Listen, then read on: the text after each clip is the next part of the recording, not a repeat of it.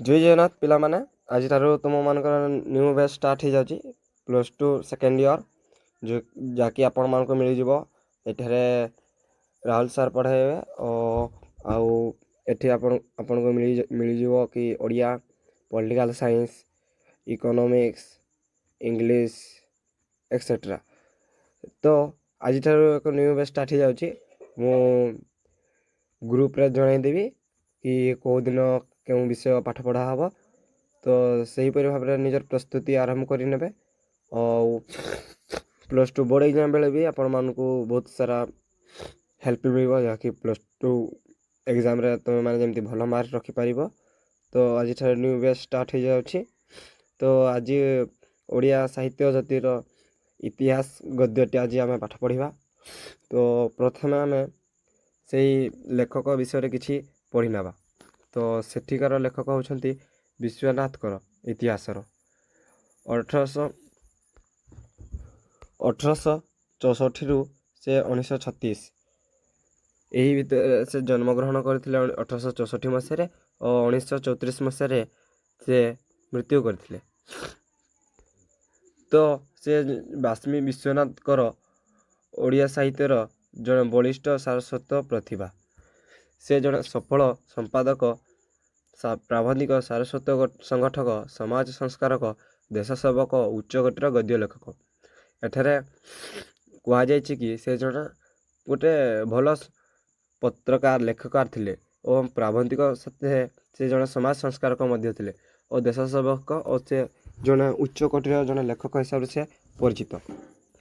ଓଡ଼ିଆ ସାହିତ୍ୟର ବିକାଶର ତାଙ୍କର ଭୂମିକା ଗୁରୁତ୍ୱପୂର୍ଣ୍ଣ। ସେ ସାହିତ୍ୟର କିପରି ବିକାଶ ହେବ ସେହି ଭିତରେ ସେ ଏକ ଗୁରୁତ୍ୱପୂର୍ଣ୍ଣ ଭୂମିକା ନିଭାଉଥିଲେ।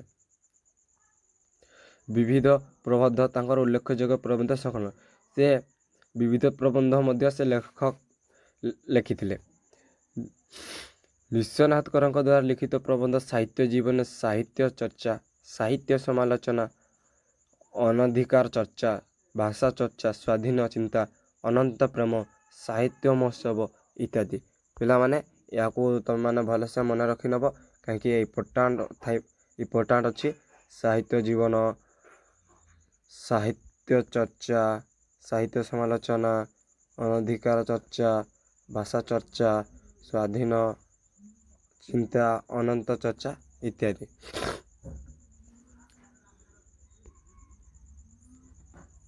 ତ ଏପରି ଭାବରେ ମନେ କରିନେବ ଓ ପ୍ରାବନ୍ଧିକ ଉକ୍ତ ପ୍ରବନ୍ଧରେ ଓଡ଼ିଆ ସାହିତ୍ୟର ସମକାଳୀନ ସାମାଜିକ ବ୍ୟବସ୍ଥା ଓ ଅବସ୍ଥାକୁ ଆଲୋଚନା କରି ସହିତ ରକ୍ଷଣଶୀଳ ବିରୁଦ୍ଧରେ ବିଦ୍ରୋହ କରିଛନ୍ତି। ଇତିହାସ ପ୍ରବନ୍ଧରେ ବିବିଧ ପ୍ରବନ୍ଧର ସମିତ। ଏହି ଇତିହାସ ଯେଉଁ ତୁମମାନଙ୍କର ଯେଉଁ ଚାପ୍ଟରଟି ରହିଛି, ଯାହାକି ବିଷୟଟି ରହିଛି, ସେ ବିବିଧ ପ୍ରବନ୍ଧରୁ ତୁମର ସଂଗୃହୀତ ହୋଇଛି। ବିଶ୍ୱନାଥଙ୍କର ଓଡ଼ିଶା ପ୍ରାଚୀନ ସାରସ୍ୱତ ପ୍ରଶ୍ନ ସାହିତ୍ୟର ସମାଜର ପ୍ରଥମ ସମ୍ପାଦକ। ସେ ହେଉଛନ୍ତି ଉତ୍କଳ ସାହିତ୍ୟର ଜଣେ ପ୍ରଥମ ସମ୍ପାଦକ, ଯିଏକି ସେ ଲେଖିଥିଲେ। ଆଉ ବିଶ୍ୱନାଥଙ୍କର କଟକ ଜିଲ୍ଲାର ମାହାଙ୍ଗା ନିକଟସ୍ଥ ମୂଳ ବସନ୍ତ ଗ୍ରାମରେ ଜନ୍ମଗ୍ରହଣ କରିଥିଲେ। ପିଲାମାନେ ଏହାକୁ ମନ ଭଲସେ ପଢ଼ି ନେବ, ଯାହାକି ତୁମର କୋଶ୍ଚିନ୍ରେ ବି ଆସିଯାଇପାରେ। ତ ଏଠି ଆମେ ଲେଖକ ହିସାବରେ ଜାଣିଲେ ତାଙ୍କର ଜନ୍ମ, ମୃତ୍ୟୁ, ସେ କେଉଁପରି ପ୍ରବନ୍ଧ ଲେଖୁଥିଲେ ଓ ସେ କେଉଁଠାରେ ତାଙ୍କର ଜନ୍ମଗ୍ରହଣ ହୋଇଥିଲା, ସେ କିପରି ଭାବେ ଏକ ଉଚ୍ଚକୋଟୀର ଲେଖକ ଥିଲେ। ସେହିପରି ତୁମେମାନେ ଇତିହାସ ଯେତେବେଳେ ବି ଲଙ୍ଗ୍ କୋଶ୍ଚିନ୍ ଆସୁଛି, ତୁମକୁ ଲେଖକ ପରିଚୟ ଦେବାକୁ ପଡ଼ିବ। ମୁଁ ତୁମମାନଙ୍କୁ କହିବି ଆଗକୁ କିପରି ଭାବରେ ଲଙ୍ଗ୍ କୋଶ୍ଚିନ୍ ଆଟେଣ୍ଡ କରିବ ଓ ସର୍ଟ କୋଶ୍ଚିନ୍ କିପରି ଲେଖିବ, ତାହା ମଧ୍ୟ ମୁଁ ନେକ୍ସଟ ଭିଡ଼ିଓରେ ତୁମମାନଙ୍କୁ କହିବି। ତ ଏବେ ଇତିହାସ ସମ୍ପର୍କରେ କିଛି ଜାଣିନେବା। ଇତିହାସ ମାନବ ସମାଜର ଇତିବୃତ୍ତ ଚିହ୍ନିତ କରିଥାଏ। ଇତିହାସ ଆମକୁ ବହୁତ କିଛି ଦିଏ, ଯାହାକି ପୂର୍ବ କାଳରେ କ'ଣ ହୋଇଥିଲା, ଏବେ କ'ଣ ହେଉଛି, ସେଇଟା ଜାଣିବା ନିହାତି ଦରକାର ଆମମାନଙ୍କୁ। ଗୋଟିଏ ଜାତିର ଭାବଭୂମି ଇତିହାସକୁ ଆକଳନ କରିଥାଏ।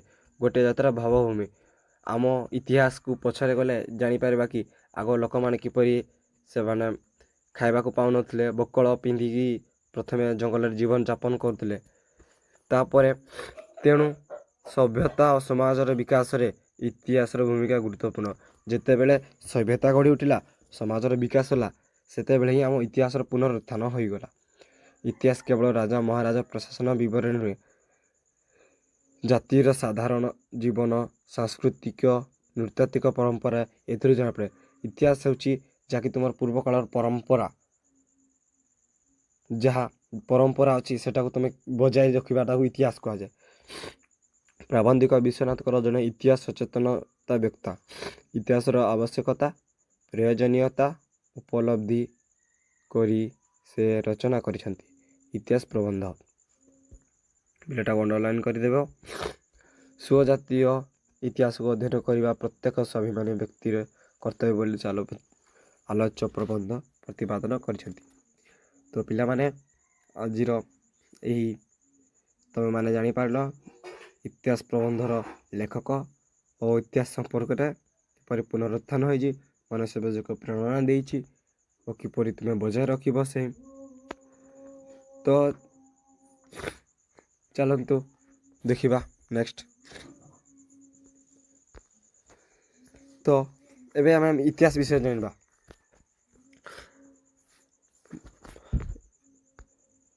ଏବେ ଆମେ ଇତିହାସ ବିଷୟରେ ଜାଣିନେବା।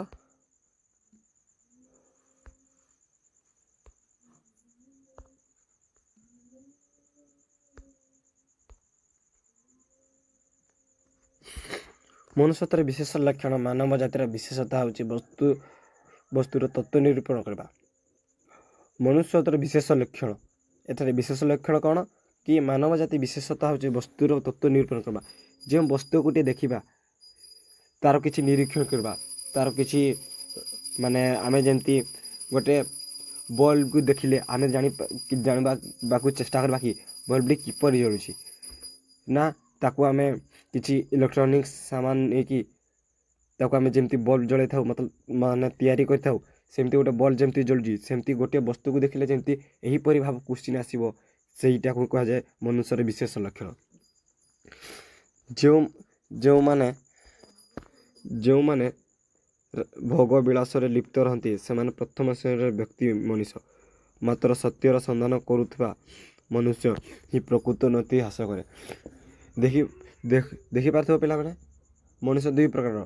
ଜଣେ କେବଳ ଖାଲି ସେ ବଲ୍ବଟିକୁ ଦେଖିବ ଓ କହିବ କି ହଁ ଏମିତି ବଲ୍ବଟା ଜଳିଗଲା ସୁଇଚ୍ ଦେବାରୁ। ଆଉ ଯିଏ ଦ୍ୱିତୀୟ ଶ୍ରେଣୀର ମଣିଷ କ'ଣ ଭାବିବେ ନା ସେ ବଲ୍ବଟି ଇଲେକ୍ଟ୍ରୋନିକ୍ସ ସାମାନ ନେଇକି ତାର ବ୍ୟାଟେରୀ LED ବଲ୍ବ ଏହିପରି ନେଇକି ସେ ବଲ୍ବଟି ଜଳିଛି, ତ ତା ମୋର ଏହିପରି ପ୍ରଶ୍ନ ଆସିବ। ତ ଏହିପରି ଭାବରେ ପ୍ରଥମ ଶ୍ରେଣୀ ଓ ଦ୍ୱିତୀୟ ଶ୍ରେଣୀର ବ୍ୟକ୍ତି ଥାନ୍ତି। ଅତୀତ ବର୍ତ୍ତମାନର ସମ୍ପର୍କ।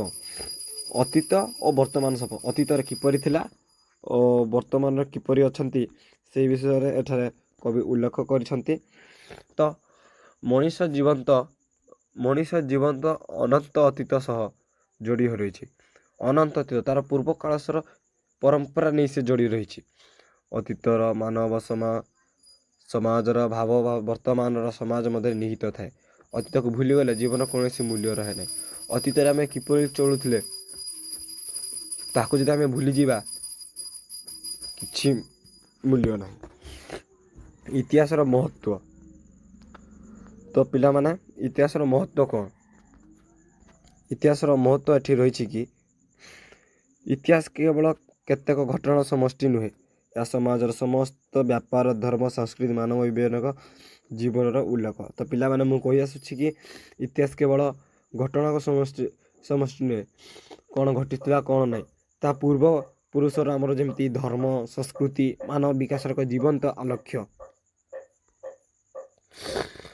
ତ ଦ୍ୱିତୀୟ ଶିକ୍ଷକ ଭାବେ ଇତିହାସ। ତ ଆମେ କାହିଁକି କହିବା ଇତିହାସ ହେଉଛି ଦ୍ୱିତୀୟ ଶିକ୍ଷକ, ଯିଏକୁ ଶିକ୍ଷା ଦେଇଥାଏ। ପ୍ରବନ୍ଧରେ ଇତିହାସକୁ ମଣିଷର ଦ୍ୱିତୀୟ ଶିକ୍ଷକ ବୋଲି କୁହାଯାଏ। ଦୃଷ୍ଟାନ୍ତମୂଳକ ଶିକ୍ଷା ମାଧ୍ୟମରେ ଇତିହାସ ଅତୀତର ଭୁଲ ଭଟକା ସଫଳତା ଶିକ୍ଷା ଦେଇ ମଣିଷକୁ ସମଗ୍ର ଦେଖାଏ। ତ ଇତିହାସ ଆମକୁ ଜଣାଇଥାଏ ଆଗେ କିପରି ଥିଲା, ଏବେ କିପରି ଅଛି, ଆଉ ଆଗକୁ ଯିବାର ଆମକୁ ବାଟ ଦେଖାଇଥାଏ, ସେ ହେଉଛି ଇତିହାସ।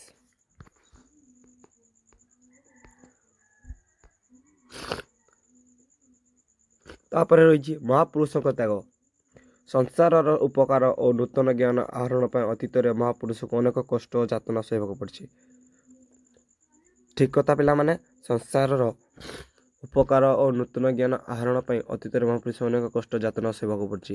ତାହେଲେ ଯାଇକି ଆମର ବିକାଶ ହେଇଛି। ଅହଙ୍କାର ଓ ବର୍ତ୍ତନ। ଇତିହାସ ପ୍ରମାଣ କରେ ଯେ ଅହଙ୍କାରୀ ବ୍ୟକ୍ତିର ମସ୍ତକରେ ପତନ କଥାଟି ସଦାସର୍ବଦା ଲିଖିଥାଏ। ଅହଙ୍କାରୀ ବ୍ୟକ୍ତି ଚାହିଁବ କିପରି ଗୋଟେ ଭଲ ଲୋକର ଖରାପ ହଉ। ବିଧାତାଙ୍କ ନିୟମ ଅନୁସାରେ କେବଳ ଯୋଗ୍ୟ ବ୍ୟକ୍ତି ହିଁ ଉଚ୍ଚ ଅଧିକାର ପାଇଥାଏ। ବିଧାତାଙ୍କ ନିୟମ ଅନୁସାରେ ଗୋଟେ ଯୋଗ୍ୟ ବ୍ୟକ୍ତି ହିଁ ଉଚ୍ଚ ସ୍ଥାନରେ ସେ ପହଞ୍ଚି ପାରିଥାଏ। ଏହି ପ୍ରବନ୍ଧରେ ଆମେ ଜାଣିଲେ ପିଲାମାନେ ଯେ ପ୍ରାବନ୍ଧିକ ମାନବ ଜାତିକୁ ଅତୀତରୁ ଶିକ୍ଷା ଦେଇ ସତ୍ୟ ଓ ଧର୍ମ ପଥ ଚାଲି ବର୍ତ୍ତମାନକୁ ସମୃଦ୍ଧ କରିବାକୁ ଆହ୍ୱାନ ଦେଇଛି। କିପରି ଭାବରେ ଅତୀତକୁ ନେଇ ଅତୀତକୁ ଭୁଲି ଯିବା ନାହିଁ। ଅତୀତକୁ ଭୁଲିଗଲେ ଆମର କୌଣସି ମୂଲ୍ୟ ରହିବ ନାହିଁ।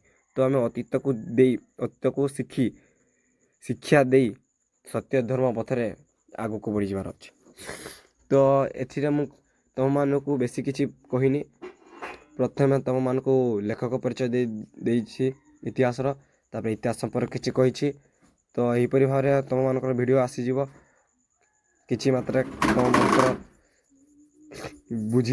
ବୁଝିପାରିବା ପରେ ଆଉ ବିଶେଷ ଭାବରେ ମୁଁ ବେଶୀ ପଢ଼ାଇବିନି। ଯେମିତି ତୁମମାନଙ୍କୁ ବୁଝି ହୋଇଯିବ। ଆଉ କିଛି ଡାଉଟ୍ ହେଲେ କମେଣ୍ଟରେ କହିବ କି ସାର୍ ବୁଝି ହେଲାନି। ତ ଏବେ ମ୍ୟାମ୍ ପ୍ରଶ୍ନାବଳୀକୁ ଯିବା।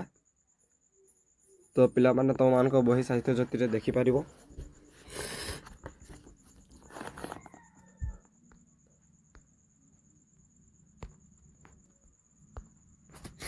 ତ ଏଠାରେ 1 ନମ୍ବର ଏକ ନମ୍ବର କ୍ୱେଶ୍ଚିନ୍ ଦେଇଛି। ସଂକ୍ଷିପ୍ତ ଉତ୍ତରମୂଳକ ପ୍ରଶ୍ନ। 4ଟି ସମ୍ଭବ ଉତ୍ତର ମଧ୍ୟରୁ ଠିକ୍ ଉତ୍ତରଟିକୁ ବାଛି ନିଅ। ପ୍ରଶ୍ନ ମୂଲ୍ୟ 1 ନମ୍ବର। ପ୍ରତ୍ୟେକ ପ୍ରଶ୍ନ ମୂଲ୍ୟ 1 ନମ୍ବର। ତ ଏଠାରେ ପ୍ରଥମ କ୍ୱେଶ୍ଚିନ୍ଟି ହେଉଛି ମନୁଷ୍ୟତ୍ୱର ବିଶେଷ ଲକ୍ଷଣ କ'ଣ? ତ ଏଠାରୁ ତୁମର 4ଟି ଅପସନ୍ ରହିଛି। ଯେଉଁଠି ହେଲା ପ୍ରଥମ ଅପସନ୍ ହେଲା ଆତ୍ମଜ୍ଞାନ ଲାଭ, ତତ୍ତ୍ୱ ନିରୂପଣ ପ୍ରୟାସ, ଅନ୍ତର୍ଦୃଷ୍ଟି, ଈଶ୍ୱର ଚିନ୍ତା। ତ ପିଲାମାନେ ତୁମମାନଙ୍କର ତତ୍ତ୍ୱ ନିରୂପଣ ପ୍ରୟାସ ଏଇଠି ତୁମର ଆନ୍ସାର୍ ହୋଇଯିବ। ଆଉ 2 ନମ୍ବର କ୍ୱେଶ୍ଚିନ୍ଟି ହେଲା କେଉଁ ଶ୍ରେଣୀର ମନୁଷ୍ୟ ପୃଥିବୀର ନାନା ବସ୍ତୁ ଦର୍ଶନ କରନ୍ତି ଓ ସମ୍ଭୋଗ କରନ୍ତି? ଆଉ ଥରେ ପଢ଼ି ନେଉଛି ପିଲାମାନେ। କେଉଁ ଶ୍ରେଣୀର ମନୁଷ୍ୟ ପୃଥିବୀର ନାନା ବସ୍ତୁ ଦର୍ଶନ କରନ୍ତି ଓ ସମ୍ଭୋଗ କରନ୍ତି? ଏଠାରେ ତୁମମାନଙ୍କର ଅପସନ୍ ରହିଯାଇଛି ପ୍ରଥମ, ଦ୍ୱିତୀୟ, ତୃତୀୟ ଓ ଚତୁର୍ଥ। ଏଠାରେ ତୁମର ଆନ୍ସାର୍ ହୋଇଯିବ ପ୍ରଥମ ଶ୍ରେଣୀର ମନୁଷ୍ୟ ପୃଥିବୀର ନାନା ବସ୍ତୁ ଦର୍ଶନ କରନ୍ତି ଓ ସମ୍ଭୋଗ କରନ୍ତି। କେଉଁ ଶ୍ରେଣୀର ମନୁଷ୍ୟମାନଙ୍କଠାରେ ବସ୍ତୁର ତତ୍ତ୍ୱ ନିରୂପଣ କରିବା ବିଷୟରେ ପ୍ରୟାସ ଦେଖାଯାଏ ନାହିଁ? ଆଉ ଥରେ କ୍ୱେଶ୍ଚିନ୍ଟା ପଢ଼ି ନେଉଛି ପିଲାମାନେ। କେଉଁ ଶ୍ରେଣୀର ମନୁଷ୍ୟମାନଙ୍କଠାରେ ବସ୍ତୁର ତତ୍ତ୍ୱ ନିରୂପଣ କରିବା ବିଷୟରେ ପ୍ରୟାସ ଦେଖାଯାଏ ନାହିଁ?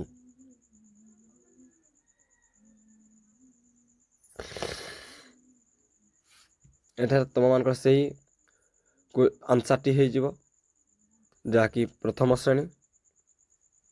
ତ ପିଲାମାନେ ତୁମର କିଛି ରିଲେଟେଡ଼୍ ଆସୁଛି। ତୁମେ ଯେତେବେଳେ ପ୍ରଶ୍ନଟି ଦେଖିବ କିଛି ତୁମମାନଙ୍କ ରିଲେଟେଡ଼୍ ଆସୁଛି, ସେହି ହିସାବରେ ତୁମକୁ କମ୍ ସମୟ ଲାଗିବ ଆନ୍ସାର୍ଟାକୁ ଦେବା ପାଇଁ।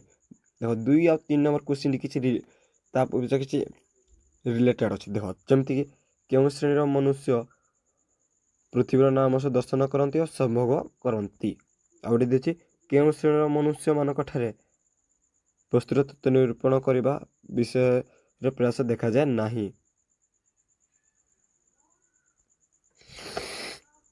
ତତ୍ତ୍ୱ ନିରୂପଣ ଓ ସମ୍ଭୋଗ କରିବା ଇଏ ହେଲା ରିଲେଟେଡ଼୍। ତ ଚାଲ 4 ନମ୍ବର କ୍ୱେଶ୍ଚିନ୍କୁ ଯିବା। ଅନନ୍ତ ପ୍ରକୃତି ସାଙ୍ଗରେ କାହାର ନିତ୍ୟ ଯୋଗ୍ୟ ଦେଖାଯାଏ? ତ ପିଲାମାନେ ଆଉ ଥରେ କ୍ୱେଶ୍ଚିନ୍ଟିକୁ ପଢ଼ି ଦେଉଛି। ଅନନ୍ତ ପ୍ରକୃତି ସାଙ୍ଗରେ କାହାର ନିତ୍ୟ ଯୋଗ୍ୟ ଦେଖାଯାଏ? ତ ପ୍ରଥମ ଅପସନ୍ ହେଉଛି ମନୁଷ୍ୟ, ଈଶ୍ୱର, ପଶୁ, ପକ୍ଷୀ। ତ ଏଥିରେ ତୁମର 4ର ହେଇଯିବ ଅପସନ୍ 1 ମନୁଷ୍ୟ। ଅନନ୍ତ ପ୍ରକୃତି ସାଙ୍ଗରେ ମନୁଷ୍ୟ ନିତ୍ୟ ଯୋଗ୍ୟ ଦେଖାଯାଏ। ତ ପିଲାମାନେ ଆଗକୁ ବଢ଼ିବା।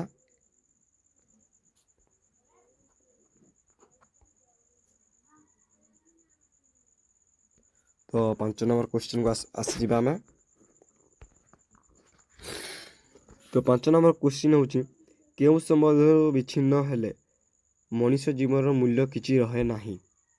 ତ ଆଉଥରେ ମୁଁ ପଢ଼ି ନେଉଛି କେଉଁ ସମ୍ବନ୍ଧରୁ ବିଚ୍ଛିନ୍ନ ହେଲେ ମଣିଷ ଜୀବନର ମୂଲ୍ୟ କିଛି ରହେ ନାହିଁ। ତ ପ୍ରଥମ ଅପସନ୍ ହେଉଛି ବର୍ତ୍ତମାନ, ଦ୍ୱିତୀୟ ହେଉଛି ଅନନ୍ତ ଅତୀତ, ତୃତୀୟ ହେଉଛି ଆଧ୍ୟାତ୍ମିକ, ଚତୁର୍ଥ ହେଉଛି ବୈଷୟିକ। ତ ଏଥିରେ ତୁମର ଆନ୍ସର୍ ହେଇଯିବ ଅନନ୍ତ ଅତୀତ। ତ ପିଲାମାନେ ତୁମେ ପଢ଼ିଥିବ କି ଅନନ୍ତ ଅତୀତ ସମ୍ବନ୍ଧରୁ ବିଚ୍ଛିନ୍ନ ହେଲେ ମଣିଷ ଜୀବନର ମୂଲ୍ୟ କିଛି ରହେନି। ଯଦି ସେ ଇତିହାସକୁ ଭୁଲିଯିବ ତାର କିଛି ନିଜସ୍ୱ ମୂଲ୍ୟ କିଛି ରହିବ ନାହିଁ। 6 ନମ୍ବର କ୍ୱେଶ୍ଚିନ୍ ପାଦମୂଳରୁ ନିମ୍ନ ଦେଶକୁ ଅବତରଣ କଲେ କ'ଣ ଦେଖିପାରିବ? ତ ପାଦମୂଳରୁ ନିମ୍ନ ଦେଶକୁ ଅବତରଣ କଲେ କ'ଣ ଦେଖିପାରିବ? ତ ପିଲାମାନେ ମୁଁ ଆଉ ଗୋଟେ କଥା ତୁମମାନଙ୍କୁ କହିଦେଉଛି କି ବିଷୟଟିକୁ ଭଲସେ ପଢ଼ିବ, ତାପରେ ଯାଇକି କ୍ୱେଶ୍ଚିନ୍ ଆନ୍ସର୍ କରିବ। ଯଦି କ୍ୱେଶ୍ଚିନ୍ ଆନ୍ସର୍ କରିବା ପାଇଁ ତୁମେ ବାହାରି ପଡ଼ିବ ନା, ତୁମକୁ କିଛି ଆସିବନି। ତ ପ୍ରଥମେ ବିଷୟଟିକୁ 2ରୁ 3 ଥର ରିଡ଼ିଂ ମାରି ନେବ, ତାପରେ କ୍ୱେଶ୍ଚିନ୍ ଆନ୍ସର୍ କରିବ। ତ ଏଠିରେ ତୁମର ଅପସନ୍ ଅଛି ନରକଙ୍କାଳ, ଦୁଃଖ, ମନ, ପୃଥିବୀ। ତ 6 ନମ୍ବର ଆନ୍ସର୍ ହେଇଯିବ ନରକଙ୍କାଳ। ତ 7 ନମ୍ବର କେଉଁ ରାଷ୍ଟ୍ର ବିପ୍ଳବ କଥା ସ୍ମରଣ କଲେ ଆମ୍ଭମାନଙ୍କର ହୃତ୍କମ୍ପ ହୁଏ? ତ ପ୍ରଥମ ଅପସନ୍ ଅସହଯୋଗ ଆନ୍ଦୋଳନ, ଦ୍ୱିତୀୟ ସିପାହୀ ବିଦ୍ରୋହ, 3 ଫରାସୀ ରାଷ୍ଟ୍ର ବିପ୍ଳବ, 4 ଭୂଦାନ ଆନ୍ଦୋଳନ। ତ 7 ନମ୍ବର ଆନ୍ସର୍ ହେଇଯିବ ଫରାସୀ ରାଷ୍ଟ୍ର ବିପ୍ଳବ।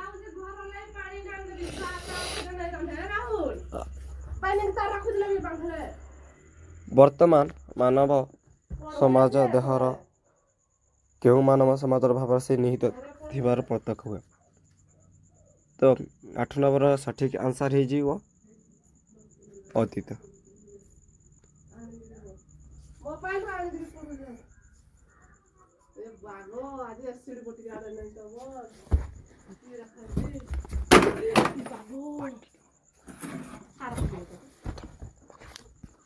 ନଅ ନମ୍ବର ମାନବ ପ୍ରକୃତି ଉନ୍ନତି କାହା ସଙ୍ଗେ ଘନିଷ୍ଠ ଭାବରେ ସମ୍ବନ୍ଧ?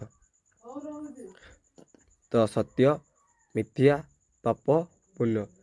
ତ 9 ନମ୍ବର ଆନ୍ସର୍ ହେଇଯିବ ମାନବ ପ୍ରକୃତି ସତ୍ୟ ସଙ୍ଗେ ଘନିଷ୍ଠ ଭାବରେ ସମ୍ବନ୍ଧ। ତ 10 ନମ୍ବର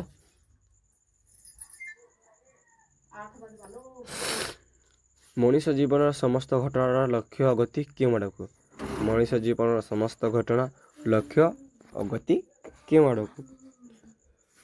ତ ଏଥର ଆନ୍ସର୍ ଅଛି 1, 2 ଭିନ୍ନ ବିଚ୍ଛିନ୍ନ। ଏହାର ଆନ୍ସର୍ ହେଇଯିବ 1। ପ୍ରକୃତ ପକ୍ଷେ ଜଗତର କୌଣସି ଘଟଣା ଶୂନ୍ୟ ନୁହେଁ। ଭାବ, ଅର୍ଥ, କାମ, ମୋକ୍ଷ। ଏହାର ଆନ୍ସର୍ ହେଇଯିବ ଅର୍ଥ। ସମାଜର ସମସ୍ତ ବ୍ୟାପାର କାହାର ଅନ୍ତର୍ଭୁକ୍ତ? ତ ପିଲାମାନେ ଆଉ ଥରେ କ୍ୱେଶ୍ଚିନ୍ଟାକୁ ପଢ଼ାଇ ଦେଉଛି। ସମାଜର ସମସ୍ତ ବ୍ୟାପାର କାହାର ଅନ୍ତର୍ଭୁକ୍ତ? ତ ଏହାର ଆନ୍ସର୍ ହୋଇଯିବ ଇତିହାସ। ଇତିହାସ ବିନା ଆମେ କିଛି ନୁହେଁ। ନେକ୍ସଟ ଯିବା।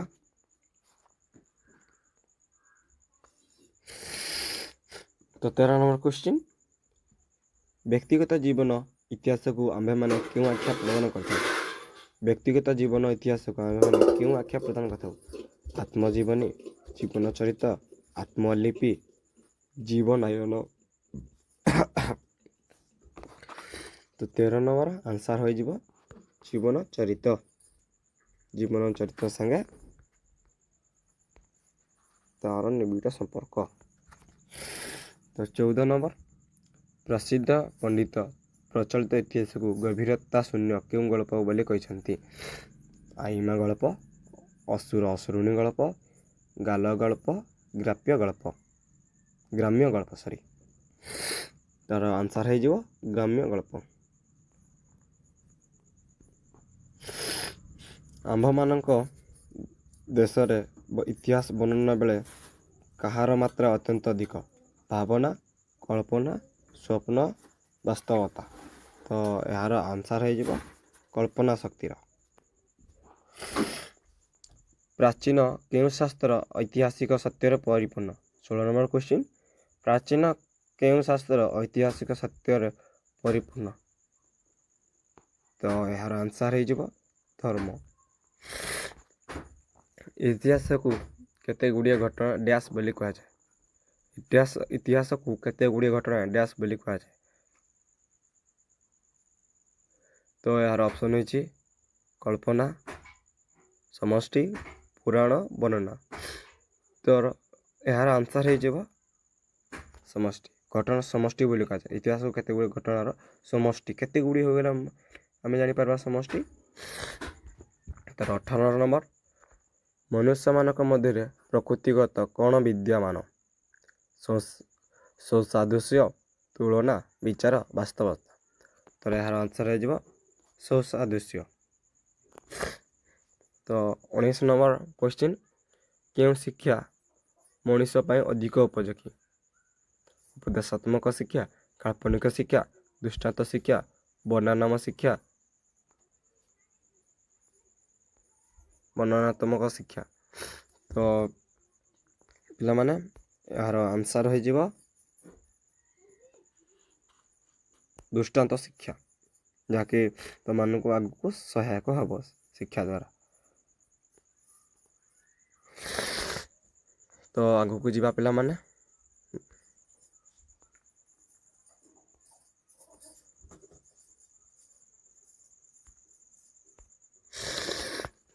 ପତନ କଥାଟି କେଉଁ ବ୍ୟକ୍ତିର ମସ୍ତକରେ ଉଜ୍ଜ୍ୱଳାକ୍ଷରରେ ଲିଖିତ ହୋଇଅଛି? ଅହଙ୍କାରୀ, ମିଥ୍ୟାବାଦୀ, ସତ୍ୟବାଦୀ, କାଳ୍ପନିକ। ପତନ ଶବ୍ଦଟି ସବୁବେଳେ ଅହଙ୍କାରୀର ଅଛି। ତ ପିଲାମାନେ ଏହିପରି ଭାବରେ 20 ନମ୍ବର କ୍ୱେଶ୍ଚିନ୍ଟି ତୁମର ଆନ୍ସର୍ ହୋଇଗଲା। ତ 21 ନମ୍ବର ଯିବା। କେଉଁ ମାନବ ପୃଥିବୀର ବିପରୀତ ଭାବ ଦର୍ଶନ କରି ଅବିଶ୍ୱାସୀ ହୁଏ? ତ ଏହାର ଆନ୍ସର୍ ହୋଇଯିବ। ତ ସରି ପିଲାମାନେ, ପ୍ରଥମେ ମୁଁ ଅପସନ୍ଟିକୁ କହିଦେଉଛି। ଧାର୍ମିକ, ବିଶ୍ୱାସୀ, ଅପରିଣାମଦର୍ଶୀ, ପାରଦର୍ଶୀ। ତ ଏହାର ହୋଇଯିବ ଆନ୍ସର୍ ଅପରିଣାମଦର୍ଶୀ।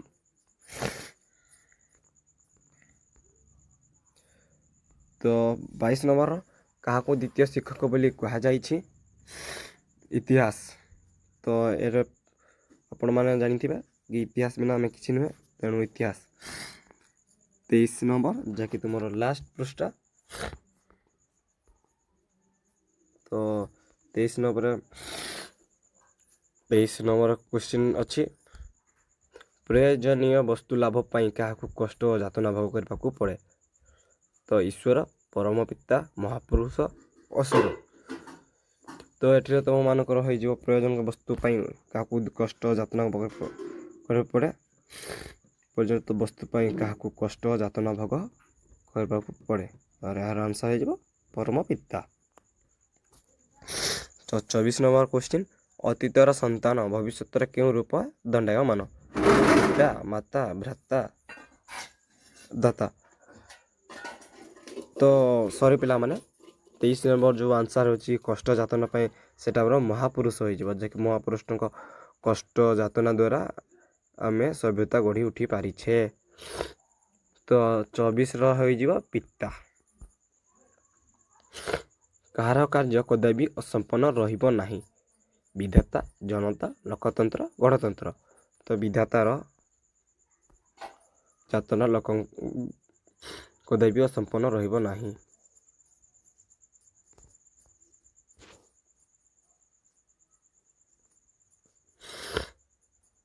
ବିଧାତା କାହାକୁ ଉଚ୍ଚ ଅଧିକାର ଦିଅନ୍ତି? ତ ଏଠାରେ କ୍ୱେଶ୍ଚିନ୍ ରହିଛି, ବିଧାତା କାହାକୁ ଉଚ୍ଚ ଅଧିକାର ଦିଅନ୍ତି? ଯୋଗ୍ୟ ଲୋକ, ନିରକ୍ଷର, ସାକ୍ଷର, ଯୋଗ୍ୟ ଲୋକ। ବିଧାତା କାହାକୁ ଉଚ୍ଚ ଅଧିକାର ଦିଅନ୍ତି ପିଲାମାନେ? ଯୋଗ୍ୟ ଲୋକକୁ। ତ ଈଶ୍ୱରମାନଙ୍କ ଦେଶକୁ କେଉଁ ଅନୁରାଗ ହସ୍ତରୁ ଉଦ୍ଧାର କରନ୍ତି? ତ ଏହାର ସଠିକ୍ ଆନ୍ସର୍ ହେଇଯିବ ସରଳ, ବିକୃତ, ଅବସନ୍ନ, ନିଜସ୍ୱ। ଏହାର ଆନ୍ସର୍ ହେଇଯିବ ବିକୃତ। ତ ପିଲାମାନେ ଆଜିର ଏହି ଭିଡ଼ିଓଟି ଯଦି ଭଲ ଲାଗିଥିବ ନିଶ୍ଚୟ ଲାଇକ୍, କମେଣ୍ଟ, ସେୟାର କରିଦେବ। ଆଉ ଏହିପରି ଭାବରେ ଆଗକୁ ଭିଡ଼ିଓ ଆସିବ। ତ ହ୍ୱାଟ୍ସଆପ୍ ଭିଡ଼ିଓରେ ଆପଣମାନେ ଜଏନ୍ ହେଇଯିବେ, ଯାହାଦ୍ୱାରା ଆପଣଙ୍କୁ ନୋଟ୍ସ ମିଳିଯିବ ଏହାର ଆନ୍ସର୍ ଗୁଡ଼ିକ। ଆଉ ତୁମମାନଙ୍କୁ ମୁଁ ଟାଇମ୍ ଟେବୁଲ୍ଟି ପଠାଇଦେବି କି କେଉଁ ଦିନ କେଉଁ ବିଷୟ ଆମେ ପାଠ ପଢ଼ିବା। ଆଉ ସପ୍ତାହରେ ଦିନେ ଦେଖିବା ଲାଇଭ୍ ଆସିବାକୁ ପାଠ ପଢ଼ିବା ପାଇଁ। ଆଉ କିଛି ବି ଡାଉଟ୍ ହେଲେ କମେଣ୍ଟରେ ଜଣାଇବେ କି ସାର୍ ବୁଝି ହେଲାନି, ଆଉ ଥରେ ଏ କ୍ୱେଶ୍ଚିନ୍ଟା ପଢ଼ାଇ ଦେବେ।